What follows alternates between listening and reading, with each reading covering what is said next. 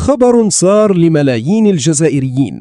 تفاصيل الزيادة الجديدة في التقاعد تخرج إلى العلن. Le ministre a approuvé lors de sa réunion ce dimanche sous la présidence du chef de l'État, M. Abdelmadjid Tebboune, des augmentations de 5 à 10% au profit des retraités. Monsieur Hafid Adalar, expliquez-nous les détails de ces augmentations. Effectivement, le Conseil des ministres vient de décider d'une augmentation non pas de 5 à 10%, mais de 5 et 10%. C'est très bien de le préciser. Merci. De 5 et 10%, donc ça serait 10% pour les retraités dont le montant de la pension varie de 20 000 dinars et moins, et 5% donc pour ceux qui perçoivent plus de 20 000 dinars. Très bien. Alors, sur quelle base a été décidée la revalorisation des retraites ? Bien sûr, la revalorisation des retraites, tout d'abord, est un droit pour les retraités, un droit reconnu par la législation, donc notamment la loi 83/12 relative à la retraite. Comment est-ce que ça a été décidé? Bien sûr, sur la base de plusieurs critères. Tout d'abord, il fallait accorder un droit aux retraités, un droit légal, donc c'est un engagement de l'État et à travers l'État de la Caisse nationale de retraite de réévaluer périodiquement les pensions et allocations des retraités. Le deuxième critère, c'est les capacités financières. Donc, et le troisième critère, donc c'était pour garantir la pérennité du système national de sécurité sociale en général et celui de la retraite en particulier. Mais le troisième critère, c'est le taux d'inflation qui est officiellement à 1,7%. Et vous voyez l'effort fourni par l'État, donc qui a accordé des augmentations de 5 et 10%. Vous allez me dire peut-être pourquoi. Si le taux d'inflation est de 1,7%, pourquoi accorder une augmentation de 5%? Tout simplement parce que les pouvoirs publics veillent à l'amélioration du pouvoir d'achat du citoyen en général. Et bien sûr, les retraités sont une frange de citoyens. Et puis, pour garantir la dignité, une vie digne aux retraités qui ont quand même passé toute une vie au service de l'État. Et d'ailleurs, quelles sont les dispositions qui ont été prises, les dispositions nécessaires prises par la CNR, la Caisse nationale des retraites, pour ces augmentations? Comme vous le savez sûrement, ces augmentations sont périodiques, comme je l'ai précédé, donc la CNR est très habituée justement à la prise en charge de la mise en œuvre de ce genre de décision. Donc, je peux vous rassurer déjà que la CNR a pris toutes les dispositions nécessaires pour la mise en œuvre. Et l'ensemble des retraités concernés auront à percevoir leurs droits au moment voulu. Cependant, vous aimez les scoops, je suppose. Allez-y. Ah oui, moi je suis preneuse tout le temps. Donc, j'ai remarqué qu'à chaque fois, on médiatise l'augmentation des pensions de retraite. Des pensions et allocations de retraite. Cependant, ce que vous devez savoir, c'est qu'en parallèle, il y a aussi une augmentation des mêmes taux pour les titulaires d'une pension d'invalidité qui est servie par la CNAS, Caisse nationale des assurances sociales,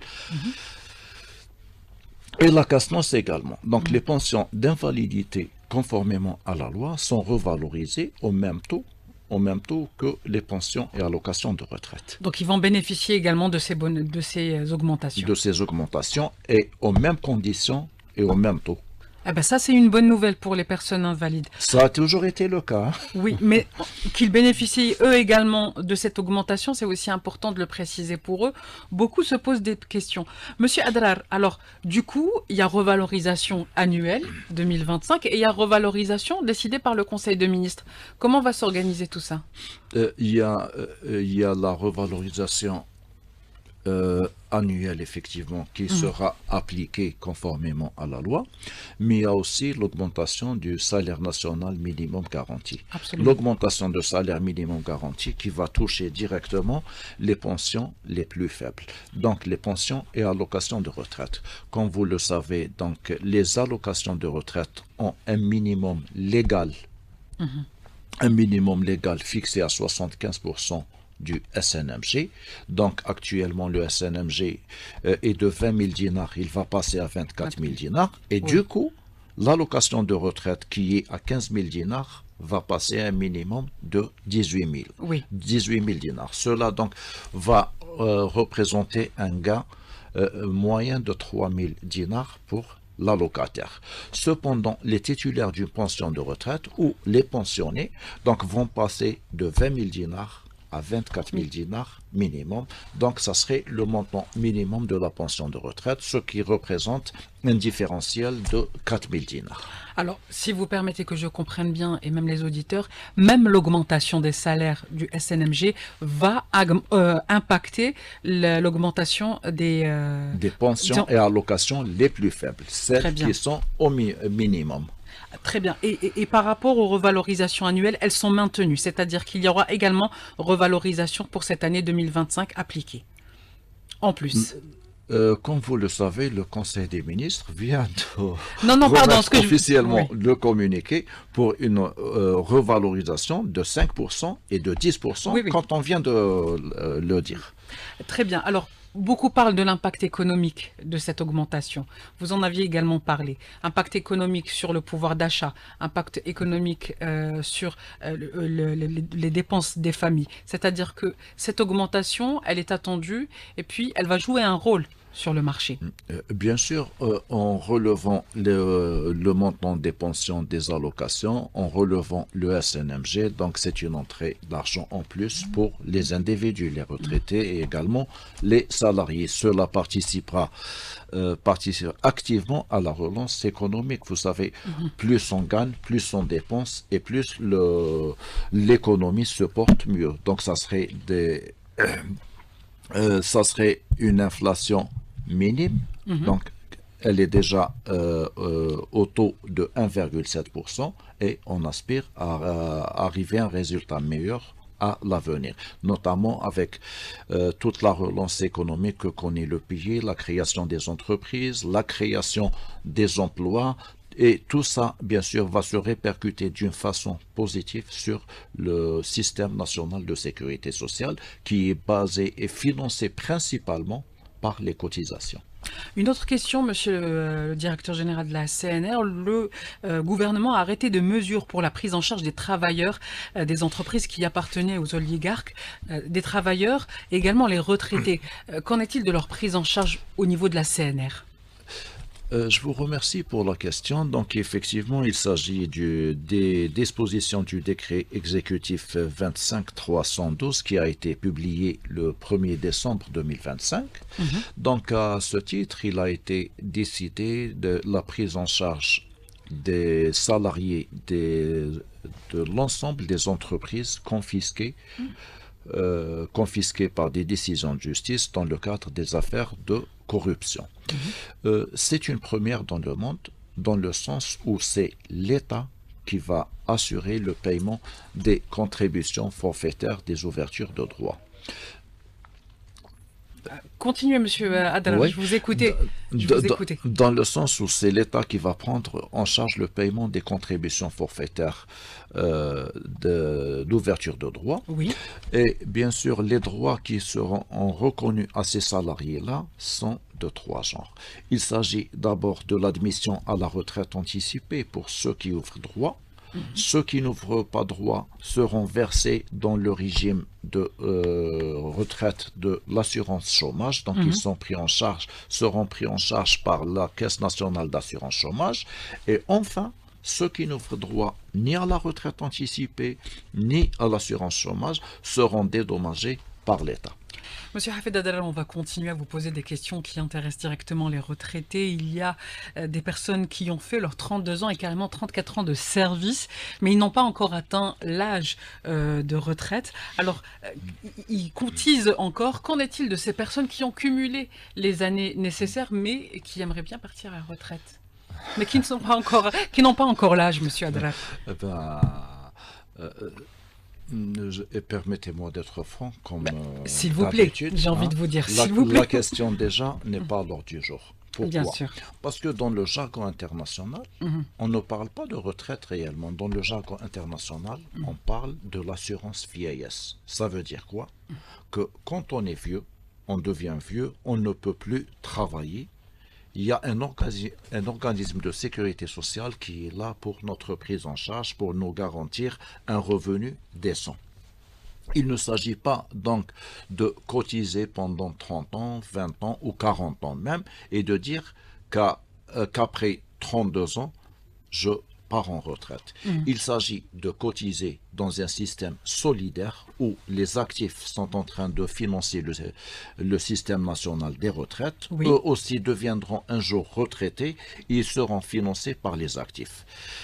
Sincèrement, quand on parle de 32 ans, si je suis les recommandations du FMI, de la Banque mondiale, par exemple, qu'on a eu à recevoir au niveau de la CNN, leur recommandation était de diminuer le taux de la pension de retraite, qui est plafonné à 80%, de le diminuer d'une façon considérable, et de diminuer la cotation de l'année d'activité qui est de 2,5%, il nous avait recommandé à l'époque 0,80%. Et personne n'atteindra les 50%.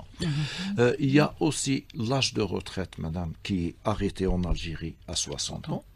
C'est un âge relativement très bas. C'est un âge très bas en comparant avec d'autres pays où l'âge atteint jusqu'à 67 ans. Et 65 ans. Donc, et dans le même système, dans le système algérien, on ne doit pas oublier que la femme bénéficie d'une réduction de la condition d'âge. Donc, elle peut en bénéficier à partir de l'âge de 55 ans à sa demande, mais aussi à partir de l'âge de 52 ans si elle a 3 enfants à charge. Donc, il n'est pas, on ne doit pas réfléchir de façon que j'ai travaillé, j'ai cotisé, parce que la cotisation réelle d'un salarié qui a travaillé pendant 40 ans, vous savez que dans combien de temps elle est complètement dépensée? En combien de temps? Moins de 3 ans, madame. Donc la cotisation payée pendant 40 ans est consommée en moins de 3 ans. L'âge moyen d'une pension de retraite directe est de 18 ans. Donc quand vous consommez vos cotisations en moins de 3 ans et que l'âge moyen et de 15 ans, ça veut dire que la Caisse nationale des retraites et à travers la Caisse des retraites, l'État va vous prendre en charge pendant 15 ans. L'objectif, justement, c'est de vous permettre de bénéficier d'un revenu décent et d'une vie décente digne d'un citoyen algérien. Là, vous répondez à ceux qui vous disent « Pourquoi je cotise alors que j'ai fait mes 34 ans ?» Parce qu'il s'agit tout simplement d'un système solidaire. Donc il y a la solidarité et par rapport aux études lancées par la CNR, donc on doit avoir au moins 4 retraités jusqu'à 5 retraités, 4 salariés pardon, cotisants ou jusqu'à 5 cotisants pour un retraité. Maintenant on est à 2,2 salariés pour un retraité, ce qui peut donc engendrer un malaise financier pour le système national des retraites. Pourquoi est-ce qu'on continue à cotiser? D'un côté, parce que contre tout salaire et tout revenu, il doit y avoir une cotisation, c'est une obligation légale d'un côté, mais d'un autre côté, ils doivent savoir aussi qu'il ne s'agit pas d'une cotisation vaine, parce que quand on cotise, les derniers salaires généralement sont les meilleurs. Et quand on procède à la liquidation de la pension de retraite, on liquide sur la base des 5 dernières années ou des 5 meilleures années. Mais s'il n'y a pas de cotisation contre ces salaires-là, est-ce qu'on peut les prendre en charge? Bien sûr que non. D'accord. Donc, ces cotisations bénéficient directement à l'amélioration du montant de la pension de retraite. Et je dois rajouter que cette assiette de liquidation de la pension de retraite est actualisée au moment même du départ à la retraite. Cela veut dire que le salarié bénéficie d'une augmentation de sa pension de retraite dès le premier jour de sa mise à la retraite. Si un salarié cotise par exemple pour une assiette moyenne de 40 000 dinars, après actualisation, cette assiette va passer à 42 000 ou à 45 000 dinars selon les taux appliqués, et donc le montant sera touché positivement directement dès le premier jour de sa mise à la retraite. Donc ce n'est pas des cotisations vaines. c'est utile aussi bien pour le système que pour le salarié. Merci d'avoir répondu, Monsieur Hafid Adrar. C'est une question qui revenait régulièrement dans les questions posées par les auditeurs. On va parler à présent des offres qui sont proposées aux retraités au sein de la CNR. Il y a un vrai travail de numérisation et c'est un travail de numérisation qui, je dois le préciser, est développé en interne. Il n'y a pas de sous-traitance.